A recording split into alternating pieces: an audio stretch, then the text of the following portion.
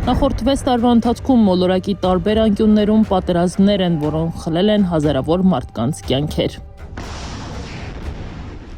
Արցախից Ուկրաինա, Գազայից Սուդան, Միացյալ Նահանգներից Իրան ռազմական հակամարտությունները հազարավոր մարդկանց կյանք են խլել, բայց այդ թվերի մեջ սարսափելի մի վիճակագրություն կա՝ պատերազմներում զոհված երեխաների թիվը։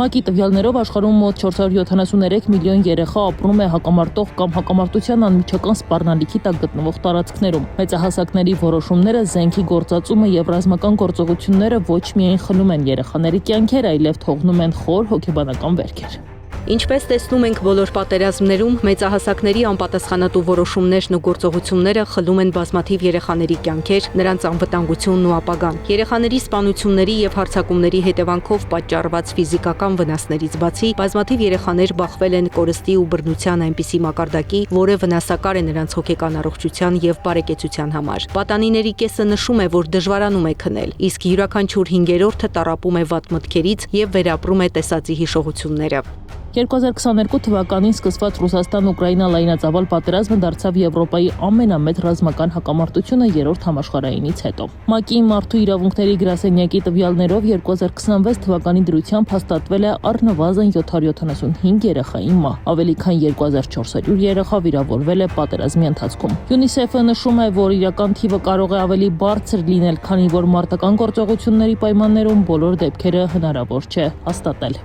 Ուկրաինայում դպրոց հաճախող երեխաների գրեթե կեսը զրկված է դասերին ֆիզիկապես մասնակցելու հնարավորությունից, իսկ ամբողջ երկրում մոտ 1 միլիոն երեխա ընդհանրապես չի կարողանում առերես մասնակցել ուսուցման գործընթացին անվտանգության խնդիրների պատճառով։ Ուկրաինայի երեխաներին հրատապ անհրաժեշտ է անվտանգություն, կայունություն, անվտանգ կրթության հասանելիություն, երեխաների պաշտպանության ծառայություններ եւ հոգեսոցիալական աջակցություն, բայց ամենից առավել Ուկրաինայի երեխաներին անհրաժեշտ է խաղաղություն։ 2023 թվականի հոկտեմբերին սկսված Իսրայել-Գազա պատերազմը երեխաների համար դարձել է վերջին տասնամյակների ամենաողբերգական հակամարտություններից մեկը։ Միջազգային կազմակերպությունների տվյալներով պատերազմի ընթացքում Գազայում մոտ 22,000 երեխա է զոհվել, իսկ ավելի քան 44,000 երեխա վիրավորվել կամ հաշմանդամություն է ձեռք բերել։ ՄԱԿ-ի զեկույցներում նշվում է, որ վերջին տարիներին որևէ հակամարտությունում այսքան երեխա չի զոհվել։ Բացի ֆիզիկական վնասներից, միլիոնավոր երեխաներ ստիպված են եղել լքել իրենց տները, կորցրել են կրթության հասանելիությունը եւ ապրել երկարատև հոգեբանական տրավմայի պայմաններում։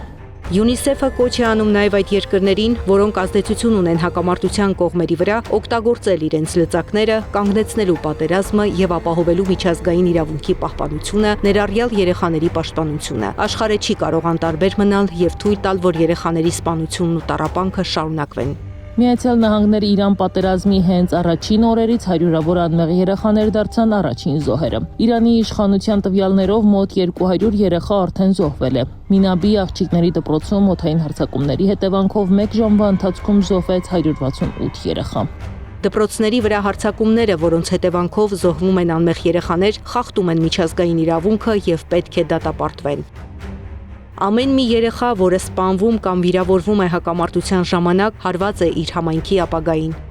Այս հակամարտություններից զատ ականների ձայները չեն լռում Եմենում, Սուդանում, Լիբանանում, Սիրիայում, Մերձավոր Արևելքի մյուս երկրներում։ Միայն Սուդանում 16 միլիոն երեխա գտնվում է անմիջական սպառնալիքի տակ։ Միջազգային կազմակերպությունները նշում են, որ զոհերի թիվը վերջնական չէ, անգամ մարդասիրական օգնությունը երբեմն մահացու է երեխաների համար։ Օրինակ, Գազայում հումանիտար օգնությանը սպասելու ընթացքում օգնության հարվածից մահացել էր 14-ամյա մի պատանի։